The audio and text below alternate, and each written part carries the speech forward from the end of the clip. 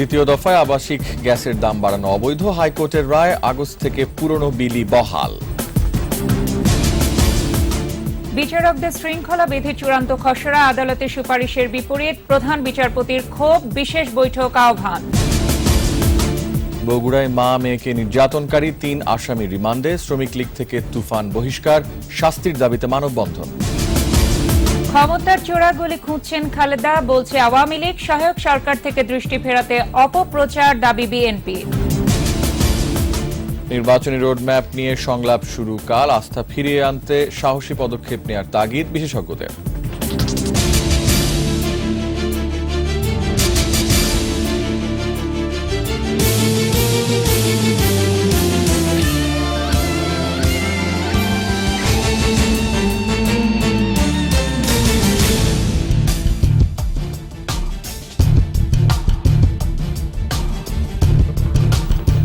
শুনছিলেন first security ইসলামী bank limited সংবাদ শিরোনাম। সন্ধ্যা 7টার 21 সংবাদে আমন্ত্রণ জানাচ্ছি আমি রিয়াজ হাফিজ এবং আমি ফারজানা আখি।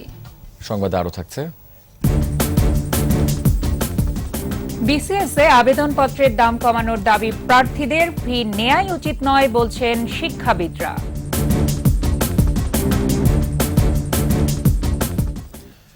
দ্বিতীয় দফায় গেল 1 জুন থেকে আবার শিক্ষাতে গ্যাসের মূল্যবৃদ্ধিকে অবৈধ ঘোষণা করেছেন হাইকোর্ট। আদালতের নির্দেশনা অনুযায়ী গ্রাহকের কাছ থেকে 1 চুলার জন্য 750 টাকা ও 2 চুলার জন্য 800 টাকা নেওয়া হবে বলে জানান আইনজীবীরা, যা 1 আগস্ট থেকে কার্যকর হবে। বিস্তারিত শাকের আরজুর রিপোর্টে। গত 23 ফেব্রুয়ারি এনার্জি রেগুলেটরি কমিশন সব খাতে গ্যাসের দাম বাড়িয়ে গণবিজ্ঞপ্তি দেয়। 1 মার্চ থেকে 1 চুলার জন্য মাসে 750 টাকা এবং 2 চুলার জন্য 800 টাকা দেওয়ার কথা জানানো হয়। আর দ্বিতীয় ধাপে 1 জুন থেকে 1 চুলার জন্য মাসিক বিল 900 টাকা এবং 2 চুলার জন্য 950 টাকা করা হয়। এই গণবিজ্ঞপ্তির কার্যকারিতা স্থগিত চেয়ে হাইকোর্টে রিট করে ক্যাব। পরে হাইকোর্ট গ্যাসের দাম বাড়ানোর আদেশ স্থগিত করে রুল জারি করেন। বিইআরসি আপিল করলে রুলে নিষ্পত্তি করতে বলেন আপিল বিভাগ। শুনানি শেষে রোববার আদেশ দেন হাইকোর্ট। মার্চে বাড়ানো হয়েছিল, সেটাকে সঠিক রাখা হয়েছে, কিন্তু জুনে যে আবার দ্বিতীয় ধাপে বাড়ানো হয়েছে এটাকে অবৈধ ঘোষণা করেছে। পরবর্তী মাসগুলো থেকে ওই মার্চে যে রেট ছিল সেই রেটেই আদায় করতে বলা হয়েছে। এনার্জি রেগুলেটরি কমিশন আইন অনুযায়ী গণশুনানির পর 90 দিনের মধ্যে দাম ঘোষণা করার কথা, কিন্তু কমিশন এক নোটিশে 2 বার দাম বৃদ্ধির ঘোষণা দিয়েছে, যা অবৈধ বলে শুনানিতে উঠে আসে। প্রাইভেট কোম্পানিগুলো তারা একটি মাত্র দরখাস্ত দিয়েছে গ্যাসের দাম বাড়ানোর জন্য, সেই একটি দরখাস্তের উপর একবারেই শুনানি হয়েছে। সেই একবার শুনানি করে এই কমিশন তারা 2 বার দাম বাড়িয়েছে, যেটা বেআইনি এবং অবৈধ। আদালতের আদেশ পত্রিকায় বিজ্ঞপ্তি আকারে জনগণকে জানাতে নির্দেশ দিয়েছেন বিচারপতি জিনা তারা ও বিচারপতি কাজী মোহাম্মদ ইজারুল হক আকন্দের বেঞ্চ। তবে 31 জুলাই পর্যন্ত সরকারের নেয়া গ্যাসের বাড়তি দামের বিষয়টি মার্জনা করেছেন হাইকোর্ট। শাকের আরজু, 21 টেলিভিশন, ঢাকা। নিম্ন আদালতের বিচারকদের শৃঙ্খলা বিধি নিয়ে আইন মন্ত্রণালয়ের চূড়ান্ত খসড়া সুপ্রিম কোর্টের সুপারিশের বিপরীত উল্লেখ করে ক্ষোভ জানিয়েছেন প্রধান বিচারপতি এস.কে. সিনহা। বিষয়টি নিয়ে আগামী বৃহস্পতিবারের মধ্যে বৈঠক করতে চেয়েছে আপিল বিভাগ। আদালতের নির্দেশনা আইন মন্ত্রণালয়কে জানানো হবে বলে জানান অ্যাটর্নি জেনারেল। পরবর্তী শুনানির তারিখ ঠিক করা হয়েছে 6 আগস্ট। শাকের আরজুর আরেকটি রিপোর্ট। 1999 সালের 2 ডিসেম্বর আপিল বিভাগ মাজদার হোসেন মামলায় 12 দফা নির্দেশনা দিয়ে রায় দেন। রায়ের আলোকে নিম্ন আদালতের বিচারকদের চাকরি শৃঙ্খলা সংক্রান্ত বিধিমালা প্রণয়নের নির্দেশনা ছিল। এরপর 2015 সালের 7 মে আইন মন্ত্রণালয় বিধিমালার একটি খসড়া তৈরি করে সুপ্রিম কোর্টে পাঠায়। ওই বিধিমালা সংশোধন করে দেন আপিল বিভাগ, যা গেজেট আকারে জারি করে তা দাখিল করতে গত বছরের 28 আগস্ট আইন মন্ত্রণালয়কে নির্দেশ দিয়েছিলেন আপিল বিভাগ। এরপর রাষ্ট্রপক্ষ কয়েক দফা সময় নেয়। গত বৃহস্পতিবার আইনমন্ত্রী আনিসুল হক প্রধান বিচারপতির সঙ্গে সাক্ষাৎ করেন। তিনি নতুন এই বিধিমালার খসড়া প্রধান বিচারপতির কাছে হস্তান্তর করেন। রোববার এ নিয়ে শুনানিতে অসন্তোষ প্রকাশ করেন প্রধান বিচারপতি। বলেন, আইনমন্ত্রী ইউটার্ন করেছেন, এভাবে চলতে পারে না। বিষয়টি নিয়ে মন্ত্রণালয়ের সাথে বৈঠকের প্রয়োজন আছে বলে শুনানিতে উল্লেখ করেন প্রধান বিচারপতি। ওনাদের অসন্তুষ্টি প্রকাশ করেছেন আইনমন্ত্রীর সাথে, এবং আইন মন্ত্রণালয়ের যদি অন্য কোনো কর্মকর্তাকে ওনারা সরকার পাঠাতে চায় তাদের সাথে ওনারা বসতে চান সুরাহা করার জন্য। আমি আইন মন্ত্রণালয়কে জানাবো। আগামী বুধবার ওনারা বসতে চান। ঊর্ধ্বতন কর্তৃপক্ষ বলতে আইন মন্ত্রণালয়ই থাকছে। এ বিষয়ে সমাধানে না গেলে চলবে না বলেও মন্তব্য করেন প্রধান বিচারপতি। প্রধান বিচারপতি বলতে চান যে অন্যান্য ডিপার্টমেন্ট যেগুলো আছে সেই সমস্ত ডিপার্টমেন্টের প্রসিডিংটা যখন শুরু হয় সেই ডিপার্টমেন্টের প্রধানরাই শুরু করেন। ওনাদের মতে আইন মন্ত্রণালয়ের হাতে ক্ষমতা রেখে দেওয়া হয়েছে। তবে আইন মন্ত্রণালয় ও আপিল বিভাগের মধ্যে দ্বিমত থাকলে আলোচনার মাধ্যমে নিষ্পত্তি করা সম্ভব বলে মত দেন রাষ্ট্রের সর্বোচ্চ আইন কর্মকর্তা। আমাদের দেশের নীতিগত সিদ্ধান্তগুলো নেয় মন্ত্রণালয়ে। শাকেরা আরজু, 21 টেলিভিশন, ঢাকা। এদিকে আদালত নির্দেশনা অনুযায়ী বিচারকদের শৃঙ্খলা বিধিমালা তৈরি করছে সরকার, জানালেন আইনমন্ত্রী আনিসুল হক। যশোরে আইনজীবী সমিতি ভবনের ভিত স্থাপন শেষে এক সভায় আইনমন্ত্রী আরও জানান, বিধিমালায় সংবিধানের অনুচ্ছেদ সমুন্নত রাখার চেষ্টা করা হচ্ছে। আমরা চেষ্টা করব যে সংবিধানের 116 অনুচ্ছেদ সমুন্নত রেখে তারপরে এই শৃঙ্খলা বিধিমালাটা তৈরি করা। তো সেই কারণেই এই আলাপ আলোচনা। আজকে যেই নির্দেশনা ওনারা দিয়েছেন সেই নির্দেশনা মতোই কিন্তু কাজ হচ্ছে। এবার অন্যান্য প্রসঙ্গ। বগুড়ায় মেয়েকে ধর্ষণের পর মা মেয়ের মাথার চুল কেটে দেওয়ার ঘটনায় মূল আসামি তুফান সরকার সহ 3 জনকে রিমান্ডে নিয়েছে পুলিশ। এ ঘটনায় জেলা প্রশাসনের পক্ষ থেকে 3 সদস্যের তদন্ত কমিটি গঠন করা হয়েছে। দল থেকে বহিষ্কার করা হয়েছে শহর শাখা শ্রমিক লীগের আহ্বায়ক তুফান সরকারকে। এদিকে অভিযুক্তদের দৃষ্টান্তমূলক শাস্তির দাবি জানিয়েছে নাগরিক সমাজ। বগুড়া প্রতিনিধি আবুল কালাম আজাদের সহায়তায় আফসানা নীলার রিপোর্ট। ধর্ষণের ঘটনায় শ্রমিক লীগ নেতা সহ গ্রেফতার আসামিদের আদালতে হাজির করে 7 দিনের রিমান্ড আবেদন করে পুলিশ। পরে আদালত তাদের 3 দিন করে রিমান্ড মঞ্জুর করেন। আসামিরা হল বগুড়া শহর শ্রমিক লীগ নেতা তুফান সরকার, সহযোগী আলী আজম দীপু ও রূপম হোসেন। বাকি 6 আসামিকে গ্রেফতারের চেষ্টা চলছে বলে জানিয়েছে পুলিশ। এর মধ্যে কেন্দ্রীয় শ্রমিক লীগের নির্দেশে তুফান সরকারকে দল থেকে সাময়িক বরখাস্ত করা হয়েছে। মা ও মেয়েকে নির্যাতনের ঘটনায় 3 সদস্যের তদন্ত কমিটি করেছে জেলা প্রশাসন। দ্রুততম সময়ের মধ্যে প্রতিবেদন জমা দিতে বলা হয়েছে। আতিক বাদ দিয়ে আজকে বাকি 3 জনকে আমরা 7 দিনের পুলিশ রিমান্ডের আবেদন করেছি। পুলিশ রিমান্ড আবেদন পরীক্ষাতে বিজ্ঞ আদালত আমাদেরকে 3 দিন রিমান্ড মঞ্জুর করেছে।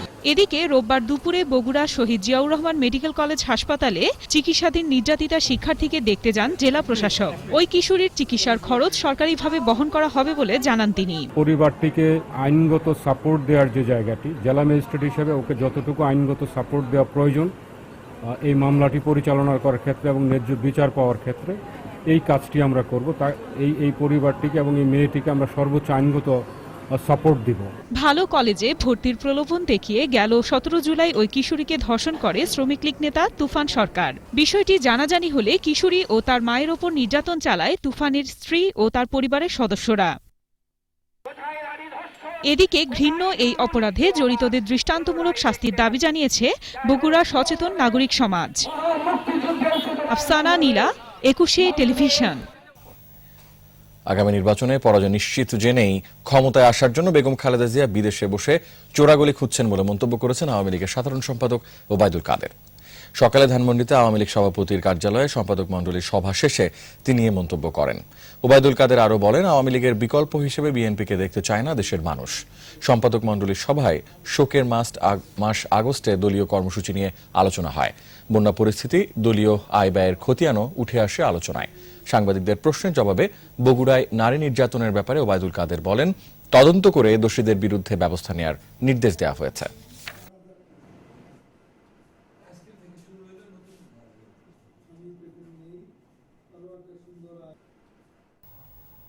খালেদা জিয়ার লন্ডন সফর নিয়ে অপপ্রচার চালিয়ে ক্ষমতাসীনরা নির্বাচনকালীন সহায়ক সরকারের বিষয় থেকে জনদৃষ্টি অন্যদিকে সরাতে চাইছে বলে দাবি করেছে বিএনপি। নয়াপল্টনে দলের কেন্দ্রীয় কার্যালয়ে সংবাদ সম্মেলনে একথা বলেন দলের মহাসচিব মির্জা ফখরুল ইসলাম আলমগীর। তিনি বলেন, রাজনৈতিক প্রতিহিংসার কারণেই বেগম খালেদা জিয়াকে নিয়ে মিথ্যা প্রচার করা হচ্ছে। মির্জা ফখরুল বলেন, বিএনপি গণতান্ত্রিক রাজনীতিতে বিশ্বাস করে। নির্বাচনে কোনো ষড়যন্ত্র মেনে নেয়ার দল বিএনপি নয় বলেও দাবি করেন তিনি। বলেন, 2014 সালের নির্বাচনে আওয়ামী লীগ ষড়যন্ত্র করেই ক্ষমতায় এসেছে। বেগম জিয়ার বিচারাধীন মামলার বিষয় নিয়ে সরকার দলীয় নেতাকর্মীদের মন্তব্যের নিন্দা ও প্রতিবাদ জানান। এখন তো মূল সমস্যা হচ্ছে আপনার একটি নির্বাচন, সেই নির্বাচনটি সহায়ক সরকারের অধীনে নির্বাচন, জনগণের অধিকার কেড়ে নেওয়া হচ্ছে। আজকে গণতন্ত্র নেই, এই বিষয়গুলোকে পাশ কাটিয়ে এই ধরনের ধূম্রজাল সৃষ্টি করা, এটি উদ্দেশ্যটা সেটাই। তার সম্পর্কে যখন এই ধরনের কোনো বক্তব্য আওয়ামী লীগের নেতারা বলতে পারেন, তাদের সেটা স্বভাব সুলভ। যখন পত্রিকা কেউ এটা নিয়ে কথা বলেন বা লেখেন বা অনলাইন লেখেন, তা যদি একেবারে ভিত্তিহীন হয়, বানোয়াট হয়, তাহলে সেটা অত্যন্ত দুঃখজনক। একাদশ জাতীয় নির্বাচনকে সামনে রেখে ঘোষিত রোডম্যাপ নিয়ে কাল থেকে সংলাপ শুরু করছে নির্বাচন কমিশন। প্রথম দিন হবে সুশীল সমাজের সঙ্গে মতবিনিময়। সাবেক নির্বাচন কমিশনার এবং নির্বাচন বিশেষজ্ঞরা বলছেন, কমিশনকে সাহসিকতার সাথে সুষ্ঠু ভোট উপহার দিতে হবে। সব দলের জন্য সমান সুবিধা নিশ্চিত করে ইসির প্রতি আস্থা ফিরিয়ে আনার তাগিদও দিয়েছেন তারা। তৌহিদুর রহমানের রিপোর্ট। একাদশ জাতীয় নির্বাচনকে সামনে রেখে গেল 16 জুলাই রোডম্যাপ ঘোষণা করেন প্রধান নির্বাচন কমিশনার KM নুরুল হুদা। এর মধ্যে নির্বাচনী আইন সংস্কার, ভোটার তালিকা হালনাগাদ, আসন পুনর্বিন্যাস সহ 7টি বিষয়কে বিশেষ গুরুত্ব দেয়া হয়। অগ্রাধিকারের বিষয়গুলো নিয়ে সুশীল সমাজ, গণমাধ্যম ব্যক্তিত্ব, বিশেষজ্ঞ ও রাজনৈতিক দলগুলোর সাথে সংলাপ করার ঘোষণা দেয় কমিশন। প্রথম দিনে সুশীল সমাজের প্রতিনিধিদের সঙ্গে মতবিনিময় সভা। বৈঠকে 59 জনকে আমন্ত্রণ জানানো হয়েছে। সাবেক নির্বাচন কমিশনার এবং নির্বাচন বিশেষজ্ঞরা এই সংলাপকে ইতিবাচক হিসেবেই দেখছেন। আমি তো এটাকে ইতিবাচক দেখি, কারণে যে গত ইলেকশন কমিশন কিন্তু এই ধরনের কোনো কর্মপরিকল্পনা জনগণকে জানায়ও নাই এবং কারোর সাথে আলোচনাও করতে তারা যায়নি। নির্বাচনের অন্তত 1-1.5 বছর আগে থেকে রাজনৈতিক দলগুলোর সমান সুবিধা নিশ্চিত করার তাগিদ দেন তারা। পাশাপাশি নির্বাচন কমিশনের মাঠ পর্যায়ের প্রতিনিধিদের পরামর্শ গ্রহণের তাগিদও দেয়া হয়। শহরের, বিশেষ করে ঢাকা, চট্টগ্রামের মতো বড় শহরগুলোর এখানে মানুষ বেশি, ভোটার কিন্তু অত না। এখানে আসনগুলো নির্দিষ্ট করে দেওয়া। নির্বাচন কমিশনের কিছু কোট আনকোট ইনহেরেন্ট পাওয়ার আছে। ইনহেরেন্ট পাওয়ার বলতে তারা যদি মনে করে যে কোনো কর্মকাণ্ড আমার নির্বাচনকে প্রভাবিত করতে পারে, তারা সেখানে হস্তক্ষেপ করতে পারে। ফিল্ড লেভেল থেকে অনেকগুলো রেকমেন্ডেশন আসছে, যে রেকমেন্ডেশনগুলো অনেকগুলোই খুবই ইম্পর্টেন্ট রেকমেন্ডেশন। কেবল মতবিনিময় নয়, সংলাপের পরামর্শ বাস্তবায়নে ইসিকে সাহসী হওয়ার পরামর্শ দেন সাবেক নির্বাচন কমিশনার। আলোচনার থেকে যে জিনিসটা বেরিয়ে আসবে, গ্রহণযোগ্য যা হবে তা তাদেরকে গ্রহণ করতে হবে। সেইভাবে তারা প্রয়োজন হলে আইনকে সংশোধন করতে হবে এবং নিজেদেরকে কাজ করতে হবে। তবে প্রথম দিনের মতবিনিময়ে অনেক বেশি সংখ্যক প্রতিনিধি থাকা এবং মাত্র 2 মিনিট করা হচ্ছে জানিয়ে বৈঠক কতটুকু সফল মিলবে সেই প্রশ্নও তোলেন তারা। আমার কাছে মনে হচ্ছে যে এটা অত্যন্ত অল্প সময়। তৌহিদুর রহমান, 21 টেলিভিশন, ঢাকা। বিসিএস এর অনলাইন আবেদন করতে প্রার্থীদের গুনতে হচ্ছে 700 টাকা। আবেদনকারীদের অনেকেই বেকার বলে এ খরচ যোগানো অনেকের জন্যই কষ্টকর। তাই আবেদনপত্রের ফি কমানোর দাবি তাদের। বিসিএস এর আবেদন করতে টাকা নেয়াই উচিত নয় বলে মনে করেন শিক্ষাবিদরা। রিয়াজ সুমনের 3 পর্বের ধারাবাহিক প্রতিবেদনের আজ দেখুন শেষ পর্ব।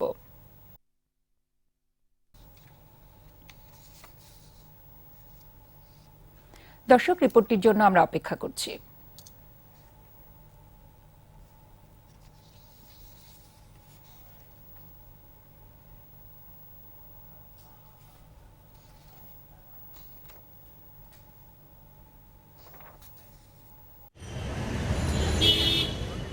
চাকরি নামের সোনার হরিণ ধরতে দৌড়ঝাঁপের শেষ নেই।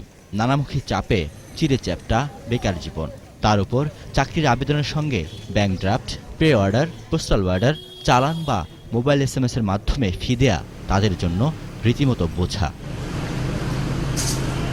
যদিও বাংলাদেশ ব্যাংকের নির্দেশে সরকারি বেসরকারি কোনো ব্যাংকেই এখন আবেদন করতে টাকা লাগে না, অথচ বিসিএস এর আবেদন করতে গুনতে হয় 700 টাকা। যেখানে পিলিতে এত স্টুডেন্ট ঝরা পড়তেছে, অথচ সেখানে 700 টাকা ফি নেওয়া হয়। তারপরে লিখিত কয়জন পরীক্ষা দেয়, কিন্তু আমাদের 700 টাকা, মানে এখানে তো পুরো গলা কেটে আর কি দাম, মানে ফিটা নেওয়া হচ্ছে। এটা ভেবে অনেকে অনেক ধরনের দরখাস্ত থেকে পিছিয়ে আসে। বাংলাদেশ ব্যাংক যেমন ব্যাংকগুলোতে, সরকারি ব্যাংকগুলোতে এখন টাকা ছাড়া অ্যাপ্লাই করার সুযোগ দিচ্ছে। পিএসসি এবং অন্যান্য যারা সংশ্লিষ্ট কর্তৃপক্ষ আছে তারা ইচ্ছে করলে হয়তো এই ফিটা মানে বাদ দিয়ে যাতে ফ্রিতে আবেদন করা যায় সেই সুযোগটা করে দিতে পারে। বাংলাদেশ ব্যাংকের দেখানো পথে পিএসসিকেও এগিয়ে আসার আহ্বান জানিয়েছেন শিক্ষাবিদরা। বিনামূল্যে না হলেও টাকার পরিমাণ কমানোর পরামর্শ তাদের। যদি মুক্ত করা যায় নিশ্চয়ই আমাদের ছাত্রছাত্রীদের জন্য অনেক বেশি উপকারে লাগবে। ছেলেমেয়েদেরকে এই ধরনের ফিয়ের চাপ যত কম রাখা যায় ততটা ভালো তাদের জন্য। আমার মনে হয় এখানেও সরকার সুচিন্তিত পদক্ষেপ গ্রহণ করতে পারে। পিএসসি চেয়ারম্যান বললেন, আবেদনপত্রের অর্থের পরিমাণ পিএসসি নয়, নির্ধারণ করে জনপ্রশাসন মন্ত্রণালয়। পরীক্ষার জন্য অনেক ব্যয় হয়, কিন্তু এই টাকাটা আমরা নিজেরা ব্যয় করি না। এই টাকাটা সরাসরি সরকারের রাজস্বতে যায়, কিন্তু সরকার আমাদেরকে পরীক্ষার জন্য যা ব্যয় হয় সেটি আমাদের দিয়ে থাকেন। সরকারকে বিষয়টি বিবেচনার জন্য সুপারিশ করবেন বলেও জানান তিনি। রিয়াদ সুমন, 21 টেলিভিশন, ঢাকা। ইসলামী ব্যাংক বিরতি। যখন ফিরছি তখন অন্যান্য খবরের সঙ্গে আরো থাকবে। 12 দফা ঢাকা ঘোষণায় শেষ হলো পানি সম্মেলন, ভূ উপরিভাগের পানির ব্যবহার বাড়ানোর সুপারিশ। 1.5 বছর নিখোঁজ ছিল গুলশান হামলার পরিকল্পনাকারী রাশেদ, সময়ে সময়ে বদলায় নাম।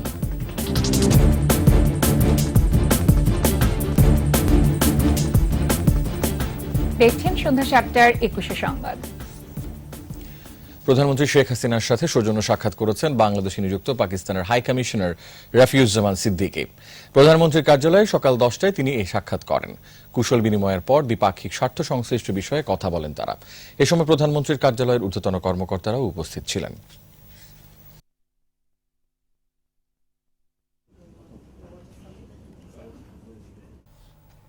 পানি সম্মেলনের ঢাকা ঘোষণায় 2030 সালের মধ্যে সবার জন্য বিশুদ্ধ পানি নিশ্চিত করতে ভূ উপরিভাগের পানির ব্যবহার বাড়ানোর সুপারিশ করা হয়েছে। টেকসই উন্নয়ন লক্ষ্যমাত্রার 8টি পানি সংশ্লিষ্ট উল্লেখ করে বলা হয়েছে, সুপারিশ বাস্তবায়নে রাজনৈতিক সচেতনতা বাড়াতে হবে। এদিকে গত 2 দশকে দেশে স্যানিটেশন ব্যবস্থার উন্নয়নের পাশাপাশি বিশুদ্ধ পানির ব্যবহার বেড়েছে বলে জানান বিশেষজ্ঞরা। বিস্তারিত জানাচ্ছেন আকবর হোসাইন সুমন। ডেল্টা কোয়ালিশনভুক্ত 23টি দেশের প্রতিনিধিদের অংশগ্রহণে ঢাকায় অনুষ্ঠিত পানি সম্মেলন শেষ হয় 12 দফা ঢাকা ঘোষণার মধ্য দিয়ে। টেকসই উন্নয়ন লক্ষ্যমাত্রা অর্জনে সবার জন্য নিরাপদ পানি ও সুস্বাস্থ্য নিশ্চিতে নেয়া কর্মপরিকল্পনায় বিশ্ব নেতাদের সহযোগিতা চেয়েছেন সম্মেলনের আয়োজক। It is our responsibility to find out best feasible way to make water supply sustainable. সমাপনী দিনে সবার জন্য বিশুদ্ধ পানি বিষয়ে আলোচনা করেন বিশেষজ্ঞরা। দূষণ রোধে ভূগর্ভস্থ পানির উৎস এড়িয়ে উপরিভাগের পানি সংরক্ষণের সুপারিশ আসে আলোচনায়। বিশেষজ্ঞরা বলেন, বাংলাদেশ বিশুদ্ধ পানির ব্যবহার নিশ্চিতে এখন অনেক সচেতন। আমরা একসময় 95%, 98% লোককে নিরাপদ খাবার পানি দিতে পারতাম। আর্সেনিক আসার পরে সংখ্যাটা কমেছে, কিন্তু আবার সংখ্যাটা 70-80% চলে এসছে। সম্মেলনে শেরপার 12 জন সরকার প্রধান পানি দূষণ রোধে আঞ্চলিক সহযোগিতা বাড়ানোর বিষয়ে একমত হয়েছেন বলে জানান ঢাকা ওয়াসার ব্যবস্থাপনা পরিচালক। ওয়াটার এবং স্যানিটেশন 2030 সালের মধ্যে সবার জন্য ব্যবস্থা করতে হবে। নদী দূষণ বা এগুলো রোধকল্পে আমাদের সরকারের অনেক ভালো ভালো প্রোগ্রাম আছে। থিমেটিক সেশনে বিশুদ্ধ পানি নিশ্চিত করতে বেসরকারি উদ্যোগের গুরুত্ব তুলে ধরেন কোয়ালিশন সদস্য দেশগুলো। The main issue for public utility management in a welfare state is a reduced non-revenue water. সম্মেলনে নেওয়া সিদ্ধান্তগুলো কার্যকর হলে বিশুদ্ধ পানি সরবরাহ অনেকটাই নিশ্চিত হবে। আকবর হোসেন সুমন, 21 টেলিভিশন, ঢাকা। 2017-18 অর্থ বছরে 41 বিলিয়ন মার্কিন ডলার রপ্তানির লক্ষ্যমাত্রা নির্ধারণ করা হয়েছে বলে জানিয়েছেন বাণিজ্যমন্ত্রী তোফায়েল আহমেদ। এর মধ্যে পণ্য রপ্তানিতে 37.5 এবং সেবা খাতে 3.5 বিলিয়ন ডলার লক্ষ্যমাত্রা ধরা হয়েছে। দুপুরে সচিবালয়ে মন্ত্রণালয়ের সভাকক্ষে লক্ষ্যমাত্রার ঘোষণা দিয়ে বাণিজ্যমন্ত্রী বলেন, যা গত অর্থ বছরের লক্ষ্যমাত্রার চেয়ে 7.87% বেশি। এ সময় মন্ত্রী জানান, এবার প্রধান রপ্তানি পণ্য তৈরি পোশাক খাত থেকে 3,160 কোটি ডলার আসবে বলে ধরা হয়েছে, যা মোট রপ্তানি লক্ষ্যমাত্রার 80%। 2016-17 অর্থ বছরে রপ্তানি আয়ের লক্ষ্যমাত্রা ধরা হয়েছিল 37 বিলিয়ন ডলার। সেই হিসেবে এবার এই লক্ষ্যমাত্রা বেড়েছে 1.35%।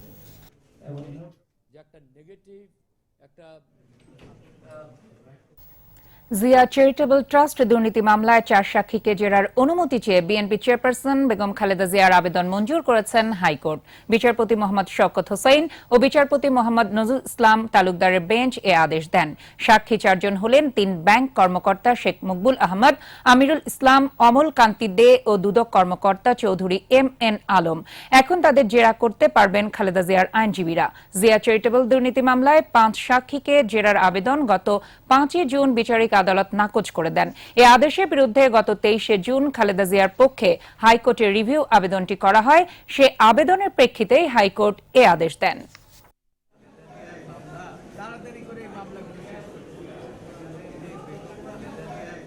ডিফেন্স পক্ষ থেকে জেরা করার অনুমতি দিয়েছেন এবং নির্দেশ দিয়েছেন আদালতকে যে তাদেরকে জেরা করার সুযোগ দেওয়ার জন্য। আসলাম হুসাইন ওরফে মোহন ওরফে রাশেদুল ইসলাম রাশেদ 1.5 বছর ধরে নিখোঁজ ছিল। জঙ্গিবাদী কর্মকাণ্ডে জড়িত হয়ে বারবার নাম পরিবর্তন করত সে। গ্রামের বাড়ি নওগাঁর মান্দায় যেত গোপনে। রাশেদ শুক্রবার ভোরে নাটোরের সিংড়া থেকে গ্রেফতার হয়। রাজশাহী প্রতিনিধি বদরুল হাসান লিটন ও নওগাঁ প্রতিনিধি রতন ইসলামের সহায়তায় ফারজানা শ্রাবন্তর রিপোর্ট। মান্দা উপজেলার কাঞ্চনপুর গ্রামের আব্দুস সালামের ছেলে আসলাম ওরফে রাশেদুল ইসলাম রাশেদ কাঞ্চনপুর প্রাথমিক বিদ্যালয় থেকে 5ম শ্রেণী পাশ করে নানাবাড়ি রাজশাহীর পবায় চলে যায় সে। নওহাটা মডেল উচ্চ বিদ্যালয় থেকে SSC পাশ করে একটি বেসরকারি প্যারামেডিক্যাল কলেজে ভর্তি হয়। 2016 সালে Rajshahi model school and college থেকে HSC পরীক্ষা দেওয়ার কথা ছিল তার, তবে আদৌ পরীক্ষা দিয়েছিল কিনা জানেন না মা নাসিমা বেগম। মডেল কলেজে ভর্তি হলো রাজশাহী, ওখান থেকে নিখোঁজ, কোনো কিছুই জানাই না। আমরা বললাম যে চলে গেছে মানে আসবে, এই অপেক্ষাতেই ছিলাম। এটাই আমাদের ভুল, যেখানে তো ডিটেক্ট করা হয়নি পুলিশের কোনো আয়ত্তে। এদিকে রাশেদের বাবাকে টাকা আত্মসাৎকারী হিসেবেই চেনে গ্রামবাসী। তার উগ্রবাদী হওয়া ও বাবার টাকা আত্মসাতে পুরো পরিবারটির সাথে সম্পর্ক ছিন্ন করে গ্রামবাসী। 60-65 হাজার টাকা দেওয়ার ওনার কাছে ছিল, দেয়নি, আজ পর্যন্ত দেয়নি। তারা জানায় রাজশাহীতে পড়ালেখা করতে গিয়ে জঙ্গি বনে যায় আসলাম, তখনই নাম পরিবর্তন করে। এরপর থেকে গ্রামে আসা যাওয়া ছেড়ে দেয় জঙ্গি রাশেদ। যোগাযোগ বিচ্ছিন্ন রাখে সমবয়সীদের সাথেও। স্বজনদের অনেকে জানতো বন্দুকযুদ্ধে মারা গেছে আসলাম। দেখা হলে একটু কথা হলে হলো, না হলে না হলো, আবার সওয়াল কিন্তু বাইরে থাকে। আমরা জানি যে মারা গেছে, মারা গেছে। এই শোনার পর এ পর্যন্ত বারবার পাশে পুলিশ আসে। গোয়েন্দা তথ্য বলছে জঙ্গি আসলাম ওরফে রাশেদ ঢাকার হোলি আর্টিজান হামলার পরিকল্পনাকারীদের একজন। শুক্রবার নাটোরের সিংড়া থেকে তাকে গ্রেফতার করে পুলিশ। ফারজানা শ্রাবন্ত, 21 টেলিভিশন। দেশের বিভিন্ন স্থানে বন্যার পানি কমে গেলেও দুর্ভোগ কমেনি। এখনো ডুবে আছে বাড়িঘর ও রাস্তাঘাট। বগুড়ায় যমুনা তীরবর্তী এলাকায় তীব্র ভাঙন অব্যাহত রয়েছে। মৌলভীবাজারে বন্ধ রয়েছে শতাধিক শিক্ষা প্রতিষ্ঠান। ফেনী ও বরগুনায় পানিবন্দী বেশ কয়েকটি গ্রামের মানুষ। প্রতিনিধিদের সহায়তায় আরো জানাচ্ছেন সমর ইসলাম। কমছে পানি, বাড়ছে রোগবালাই, দুর্ভোগ কাটছে না বন্যা কবলিত এলাকার মানুষের। পানিতে রাস্তাঘাট ও বাড়িঘরের ক্ষয়ক্ষতি ছাড়াও জমির ফসল, পুকুর ও মাছের ঘের ভেসে যাওয়ায় দুশ্চিন্তায় কাটছে বানভাসীদের দিন। তীব্র ভাঙন অব্যাহত রয়েছে বগুড়ার যমুনা তীরবর্তী এলাকায়। ঝুঁকিতে রয়েছে সারিয়াকান্দির রহদহ, চন্দনবাইশা, কুতুবপুর সহ চরাঞ্চলের অন্তত 15 গ্রামের ঘরবাড়ি ও স্থাপনা। ঘরবাড়ি যার নাই করে দিব এবং রাস্তাহারা লোকে সহায়তা করব, এটা এখনো আসেনি। আসলে আমরা বিতরণ করার চেষ্টা করব। মৌলভীবাজারে কমছে কুশিয়ারা নদীর পানি, তবে দীর্ঘস্থায়ী বন্যায় এখনো বন্ধ রয়েছে শতাধিক শিক্ষা প্রতিষ্ঠান।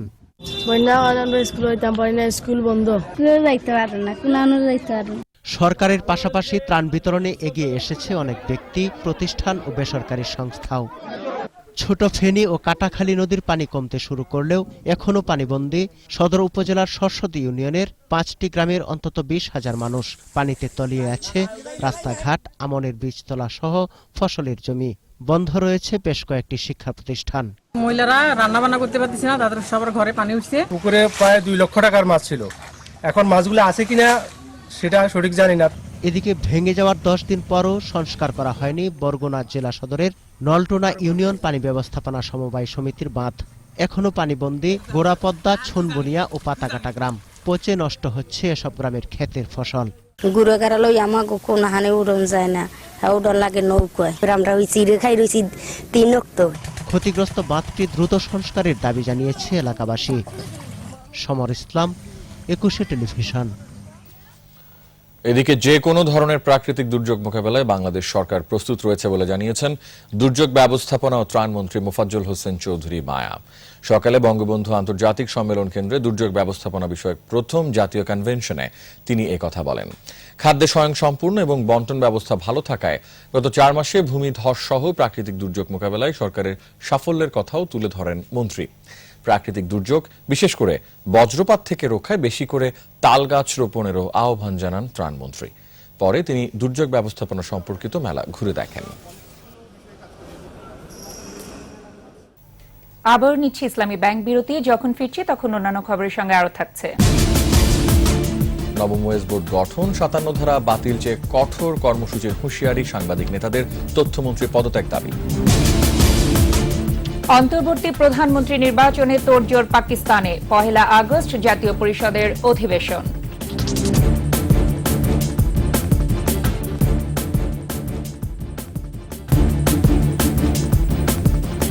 আমন্ত্রণ আবারও সন্ধ্যা 7টার 21 সংবাদে। নবম ওয়েজ বোর্ড ঘোষণা না করা এবং তথ্য ও যোগাযোগ প্রযুক্তি আইনের 57 ধারার পক্ষে অবস্থান নেয় তথ্যমন্ত্রী হাসানুল হক ইনুর অপসারণ দাবি করেছেন সাংবাদিক নেতারা। আগামী 15 আগস্টের মধ্যে দাবি মানা না হলে কঠোর কর্মসূচি দেওয়ার কথা জানিয়েছেন তারা। পাশাপাশি জাতীয় প্রেস ক্লাব সহ দেশের অন্য কোনো প্রেস ক্লাবে তথ্যমন্ত্রীকে ঢুকতে দেয়া হবে না বলেও ঘোষণা দিয়েছেন সাংবাদিক নেতারা। আরও জানাচ্ছেন রিয়াজ সুমন। এভাবে বিভিন্ন স্লোগানে তথ্যমন্ত্রীর অপসারণ দাবি করেন সাংবাদিক নেতারা। সচিবালয়ের পশ্চিম পাশে বাংলাদেশ ফেডারেল সাংবাদিক ইউনিয়ন এবং ঢাকা সাংবাদিক ইউনিয়নের উদ্যোগে আয়োজিত অবস্থান কর্মসূচি থেকে এই দাবি জানানো হয়। এ সময় সাংবাদিক নেতারা নবম ওয়েজ বোর্ড ঘোষণার দাবি জানান। যে কোনো মূল্যেই হোক নবম ওয়েজ বোর্ড আমাদের প্রাণের দাবি, আমাদের রুটি রুজির দাবি, আমাদের বেঁচে থাকার দাবি। এই সংগ্রামে আমরা অবশ্যই জিতব। দাবি একটাই, তথ্যমন্ত্রী হাসানুল হক ইনু আপনাকে সরে যেতে হবে। সাংবাদিকদের ন্যায়সঙ্গত অধিকার নবম ওয়েজ বোর্ড, এই নবম ওয়েজ বোর্ড দেওয়ার জন্য তিনি 2 বছর যাবত আমাদেরকে নানান তালবাহানা করেছেন। তথ্য যোগাযোগ প্রযুক্তি আইনের সমালোচিত 57 ধারার পক্ষে অবস্থান নেয় তথ্যমন্ত্রী হাসানুল হক ইনুর অপসারণ দাবি করেন সাংবাদিকরা। 57 ধারা চাপিয়ে দিয়ে গণতন্ত্রকে, সংবাদপত্রের স্বাধীনতাকে, সাংবাদিকতার কলমকে রুদ্ধ করার এই চক্রান্তের বিরুদ্ধে আমাদের রাজপথের সংগ্রাম আরো তীব্র হবে বলে আমি বিশ্বাস করি। সভাপতির বক্তব্যে বাংলাদেশ ফেডারেল সাংবাদিক ইউনিয়ন বিএফইউজের সভাপতি মঞ্জুরুল আহসান বুলবুল বলেন, 57 ধারার পক্ষে অবস্থান নিয়ে তথ্যমন্ত্রী কার্যত মুক্ত বুদ্ধির বিপক্ষে অবস্থান নিয়েছেন। মধ্য আগস্টের মধ্যে 57 ধারা সম্পর্কে আইন মন্ত্রণালয় বলেছে একটা সিদ্ধান্ত আনবেন।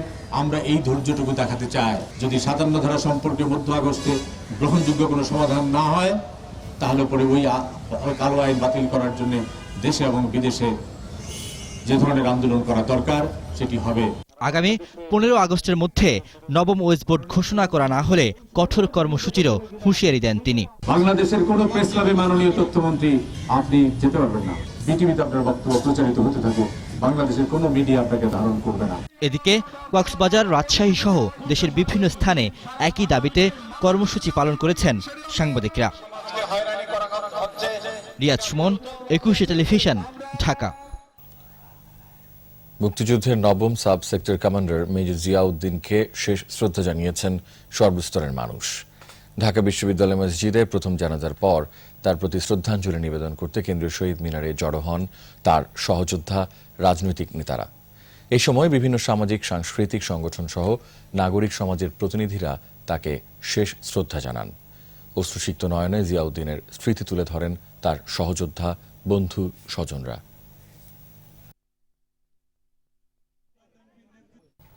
চট্টগ্রাম বিশ্ববিদ্যালয়ের শিক্ষার্থী ও ছাত্রলীগের কেন্দ্রীয় নেতা দিয়াজ ইরফান চৌধুরী আত্মহত্যা করেনি, তাকে শ্বাসরোধে হত্যা করা হয়েছে বলে দ্বিতীয় দফা ময়নাতদন্ত প্রতিবেদনে জানানো হয়েছে। মামলার তদন্ত কর্মকর্তা সিআইডি চট্টগ্রাম জোনের সিনিয়র এএসপি হুমায়ুন কবির জানান, ঢাকা মেডিকেল কলেজের ফরেনসিক বিভাগের প্রতিবেদনে এ তথ্য জানানো হয়েছে। গত বছরের 20 নভেম্বর নিজ বাসায় ফ্যানের সাথে ঝুলন্ত অবস্থায় ছাত্রলীগের কেন্দ্রীয় সহ সম্পাদক দিয়াজ ইরফান চৌধুরীর মৃতদেহ উদ্ধার উদ্ধার করে পুলিশ। সে সময় চট্টগ্রাম মেডিকেল কলেজের ফরেনসিক বিভাগের ময়নাতদন্তে আত্মহত্যার কথা জানানো হয়। পরে সিআইডিকে অধিকতর তদন্তের নির্দেশ দেয় আদালত। এর প্রেক্ষিতে 10 ডিসেম্বর দিয়াজের মরদেহ কবর থেকে তুলে পুনরায় ময়নাতদন্ত করা হয়। বাণিজ্য সংবাদ।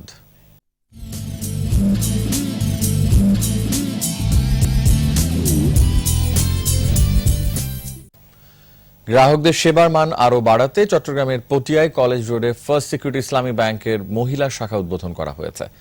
আইটিসিএল আফতাব ভবনে ব্যাংকের শাখাটি কার্যক্রম শুরু করেছে।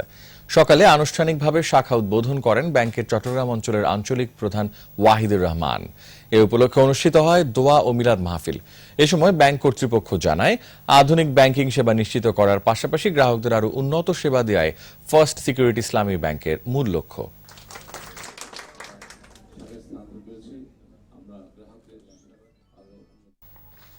নরসিংদীর মাধবদীতে উদ্বোধন করা হয়েছে এনআরবি গ্লোবাল ব্যাংকের 44তম শাখার। দুপুরে মাধবদী বাজারের হাকিম টাওয়ারে আধুনিক ব্যাংকিং সেবার প্রতিশ্রুতিতে শাখাটির উদ্বোধন করেন ব্যাংকের চেয়ারম্যান নিজাম চৌধুরী। মাধবদীর শাখা ব্যবস্থাপক রাশেদ উদ্দিন মাহমুদের সভাপতিত্বে উদ্বোধনী অনুষ্ঠানে ব্যবস্থাপনা পরিচালক প্রশান্ত কুমার হালদার সহ ঊর্ধ্বতন কর্মকর্তা ও স্থানীয় ব্যবসায়ী প্রতিনিধিরা উপস্থিত ছিলেন।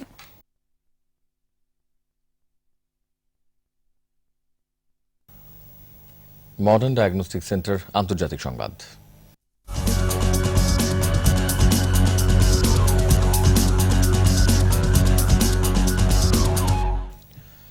পহেলা আগস্ট পাকিস্তানের জাতীয় পরিষদের অধিবেশন ডেকেছেন প্রেসিডেন্ট মামনুন হুসাইন। এদিন অন্তর্বর্তী প্রধানমন্ত্রী নির্বাচনের ভোটাভুটি হবে বলে জানিয়েছেন প্রেসিডেন্টের দপ্তর। আরো জানাচ্ছেন আজহারুল ইসলাম। রাজনৈতিক সংকটের ক্ষত সরানোর পথে হাঁটছে পাকিস্তান। অন্তর্বর্তীকালীন প্রধানমন্ত্রী নির্বাচনে এরই মধ্যে জাতীয় পরিষদের অধিবেশন ডেকেছেন প্রেসিডেন্ট। পহেলা আগস্ট অধিবেশনের দিন ধার্য করা হয়েছে। পাকিস্তানের বিভিন্ন সংবাদ মাধ্যম জানিয়েছে, ওই অধিবেশনে শুধুমাত্র প্রধানমন্ত্রী নির্বাচনের বিষয়টি প্রাধান্য পাবে। পাকিস্তানের ক্ষমতাসীন দল নওয়াজ শরীফের নেতৃত্বাধীন মুসলিম লীগের বৈঠকে এরই মধ্যে শাহবাজ শরীফকে প্রধানমন্ত্রী হিসেবে মনোনয়নের সিদ্ধান্ত নেওয়া হয়েছে। তবে প্রধানমন্ত্রী হতে হলে তাকে জাতীয় পরিষদের সদস্য হতে হয়। শাহবাজ শরীফ প্রাদেশিক পরিষদের সদস্য এবং পাঞ্জাবের মুখ্যমন্ত্রী। তার জাতীয় পরিষদের সদস্য নির্বাচিত হওয়ার আগ পর্যন্ত অন্তর্বর্তীকালীন প্রধানমন্ত্রী বেছে নেওয়া হচ্ছে। পানামা পেপারস কেলেঙ্কারি মামলায় দোষী সাব্যস্ত হয়ে গেল শুক্রবার পদত্যাগ করেছেন পাকিস্তানের প্রধানমন্ত্রী নওয়াজ শরীফ। আজহারুল ইসলাম, 21 টেলিভিশন। কাতার সংকট সমাধানে বৈঠকে বসেছে অবরোধ আরোপকারী 4 আরব দেশ। নতুন করে সেখানে অর্থনৈতিক নিষেধাজ্ঞা আরোপ করতে যাচ্ছে তারা। সংবাদ মাধ্যম জানায়, স্থানীয় সময় রোববার বাহরাইনের মানামায় সৌদি জোটের দুদিনের বৈঠক শেষের দিনে আজ নতুন এ নিষেধাজ্ঞার বিষয়ে আলোচনা হবে। গেল 5 জুন সন্ত্রাসবাদে মদদের অভিযোগে কাতারের সাথে কূটনৈতিক সম্পর্ক ছিন্ন করে তারা। 2 দফায় শর্ত আরোপ করা হয় কাতারের ওপর। এছাড়া গত সপ্তাহে কাতারের সাথে সম্পর্কিত 18টি প্রতিষ্ঠান এবং 9 জনকে কালো তালিকাভুক্ত করে সৌদি আরব।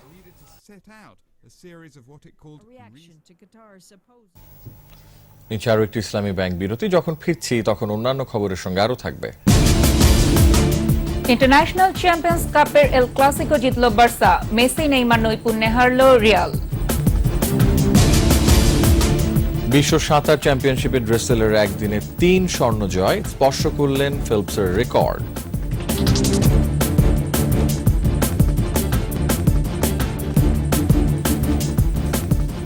আবারও আমন্ত্রণ সন্ধ্যা 7টার 21 সংবাদে।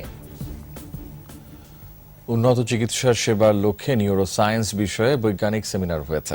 সকালে ঢাকা সেনানিবাসে সামরিক চিকিৎসা সার্ভিস মহাপরিদপ্তরের আয়োজনে আর্মড ফোর্সেস মেডিকেল ইনস্টিটিউট মিলনায়তনে এই সেমিনার হয়। সশস্ত্র বাহিনীর রোগীদের স্নায়ুরোগ বিষয়ে চিকিৎসা প্রদানে প্রযুক্তি নির্ভর বিশ্বমানের সেবা ও নিউরোসায়েন্স সম্পর্কে জ্ঞান বৃদ্ধির লক্ষ্যে এই আয়োজন বলে জানানো হয়। সেমিনারে চিকিৎসা বিজ্ঞানের উপর বক্তব্য রাখেন সিঙ্গাপুরের প্রখ্যাত নিউরোসার্জন টিমোথি লি খাম ইউ। অনুষ্ঠানে উপস্থিত ছিলেন সেনাপ্রধান জেনারেল আবু বেলাল মোহাম্মদ শফিউল হক ও সামরিক বাহিনীর ঊর্ধ্বতন কর্মকর্তারা।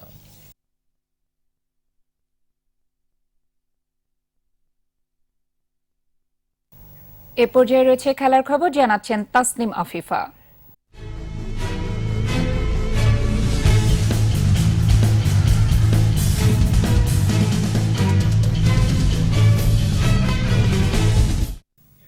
ধন্যবাদ।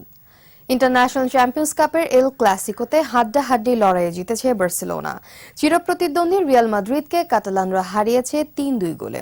যুক্তরাষ্ট্রের ফ্লোরিডা প্রাক মৌসুম প্রস্তুতির এই ম্যাচে আক্রমণ আর পাল্টা আক্রমণে জমজমাট ম্যাচ দেখল ফুটবল প্রেমীরা।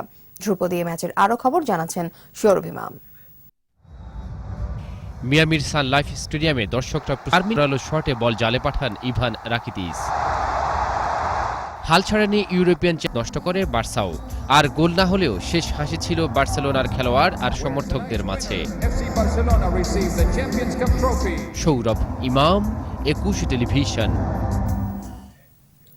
বাংলাদেশ প্রিমিয়ার লিগ ফুটবলে নিজেদের প্রথম ম্যাচে জয় পেয়েছে শেখ রাসেল ক্রীড়াচক্র লিমিটেড। মুক্তিযোদ্ধা সংসদ ক্রীড়াচক্রকে ৩-০ গোলে হারিয়েছে তারা। বঙ্গবন্ধু স্টেডিয়ামে প্রতিদ্বন্দ্বিতাপূর্ণ খেলায় ম্যাচের প্রথম থেকেই নিজেদের নিয়ন্ত্রণে বল রেখে খেলতে থাকে শেখ রাসেল। ৩৩ মিনিটে দলের লিড এনে দেয়া গোলটি করেন খালেকুজ্জামান সবুজ। ৩৭ মিনিটে দাউদ আসিসের গোলে ২-০ এগিয়ে থেকে বিরতিতে যায় শেখ রাসেল।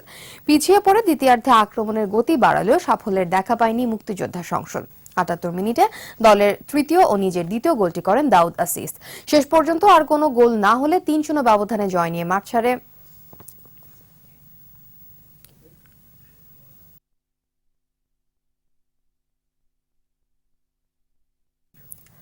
বিশ্ব সাঁতার চ্যাম্পিয়নশিপে যুক্তরাষ্ট্রের কাইলে ব্রেসেল প্রথম সাঁতারু হিসেবে আলাদা ইভেন্টে একদিনে ৩টি স্বর্ণ জিতে রেকর্ড করেছেন। শুরুতে ফ্রি স্টাইলে স্বর্ণ জিতে দিন শুরু করেন ড্রেসেল। আধা ঘন্টার ব্যবধানে পুলে নেমে ১০০ মিটার বাটারফ্লাইয়ে স্বদেশী মাইকেল ফেলপসের পুরনো রেকর্ড ভেঙে সাফল্য তুলে নেন এই জলমানব। আর সবশেষে 4x100 মিটার রিলেতেও সাফল্য পান তিনি। সব মিলিয়ে 6টি স্বর্ণ জিতে মাইকেল ফেলপসের পর নিজেকে অন্য উচ্চতায় নিয়ে গেলেন ড্রেসেল। এদিকে মেয়েদের একাধিক ইভেন্টে 5টি স্বর্ণ জয় করে রেকর্ড গড়েছেন আরেক মার্কিন জলকন্যা কেটি লেডেকি। আর ওয়াটার পোলোতে স্বর্ণ জিতেছে ক্রোয়েশিয়া।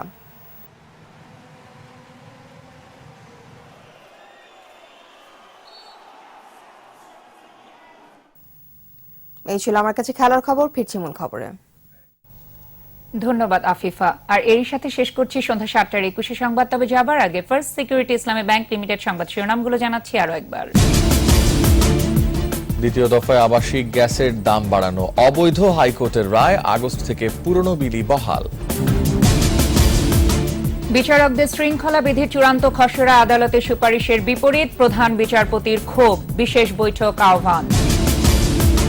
বগুড়ায় মা মেয়েকে নির্যাতনকারী ৩ আসামি রিমান্ডে। শ্রমিক লীগ থেকে তুফান বহিষ্কার, শাস্তির দাবিতে মানববন্ধন।